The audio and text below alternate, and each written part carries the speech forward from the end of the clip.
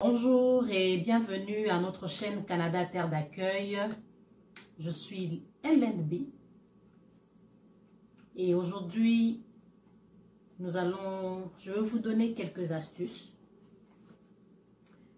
Vous avez eu un rejet dans votre demande de visa, n'importe laquelle, une demande de visa visiteur juste pour le tourisme, un visa pour les études,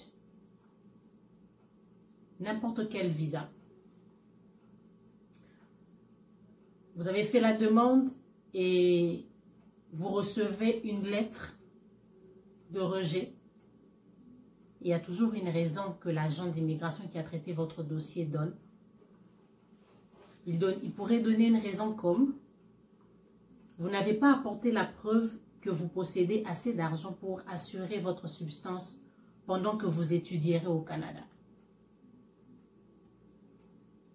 Donc, vous n'avez pas assez d'argent. Pour eux, ce que vous avez montré dans votre compte bancaire, vos avoirs, pour eux, ce n'est pas suffisant. Suffisant veut dire quoi? Veut dire combien? C'est l'agent qui le sait. Il pourrait venir avec une négation en vous disant: vous n'avez pas subi d'examen médical. Donc, si vous avez demandé de faire un examen médical et que vous ne l'avez pas fait, l'agent a le droit de vous refuser le visa. Une autre raison: vous n'avez pas convaincu l'agent de visa que votre intention première était d'aller étudier au Canada ou était d'aller visiter le Canada. Donc, pour eux, ils pensent que vous avez menti.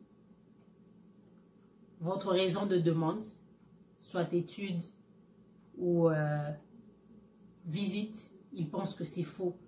Vous avez un autre plan derrière la tête. Raison pour laquelle l'agent de visa vous dit non. On vous refuse le visa. Une autre raison: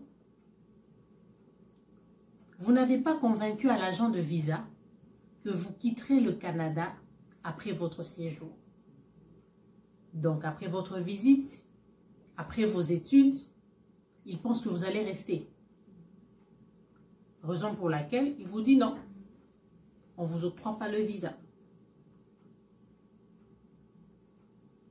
Alors, je vous apporte une bonne nouvelle. Au-delà de toutes ces raisons, certes, l'agent de visa a un droit discrétionnel de vous donner, de vous accorder un visa ou non. Mais si vous pensez que toutes les raisons qu'il pourra énumérer dans votre demande, dans votre lettre de refus, vous pensez que c'est farfelu, que c'est faux, sa raison, vous pouvez faire un recours. Vous pouvez contester la raison du refus de votre visa. Souvent, nous nous arrêtons: ah, on m'a refusé le visa, je m'arrête là. On ne fait plus d'autres procédures. Non. Au-delà du rejet, vous pouvez faire un recours. C'est dans votre droit. Mais pour le faire, vous devez faire appel à un avocat inscrit à un des barreaux au Canada pour porter un recours à la Cour fédérale. Et c'est votre avocat qui vous défendra à la Cour fédérale pour dire: vous avez dit que mon client ne quittera pas le Canada à la fin de ses études. C'est faux, parce que nous pensons, nous qui avons fait la demande, nous pensons qu'il a des intérêts à aller, à retourner chez lui à la maison, chez lui au pays, parce qu'il a telle responsabilité. Dans son pays, le pays est en demande de peut-être des médecins, des ingénieurs. Alors, dès qu'il finit ses études ici, il retournera. Il retournera dans son pays. Et si votre avocat convainc le juge à la Cour fédérale, cette demande de refus sera changée. Il y aura une autre procédure qui va se faire pour qu'on puisse vous délivrer le visa. Alors, ne nous arrêtons pas. J'ai eu un refus et pourtant tous mes documents étaient bons. J'ai montré que j'avais un compte bancaire ou que j'avais des avoirs, mais ils ont dit que l'argent que j'ai montré n'était pas suffisant. Attendez, je viens pour une semaine dans votre pays. Je dois vous montrer combien d'argent? 100 000 $? 200 000? Non. Pour une semaine, vous avez besoin de l'argent, c'est vrai, mais il faut que ça soit un montant qui doit être raisonnable. Donc, l'agent d'immigration, si vous avez prouvé que vous avez autant d'argent, mais qui vous dit il n'est pas convaincu parce que vos subsides sont maigres, vous pouvez contester cette décision.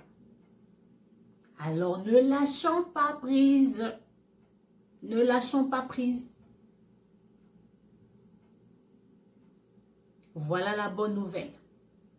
Dans ma prochaine vidéo, je vous apporterai encore quelque chose de nouveau.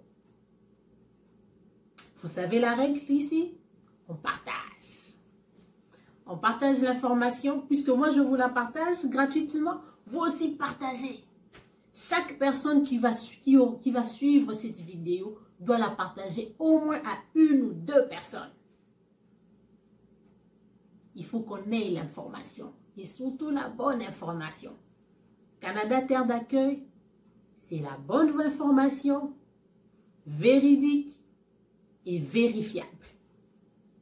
Je mettrai au bas de la vidéo le tableau du barreau du Canada ou du Québec.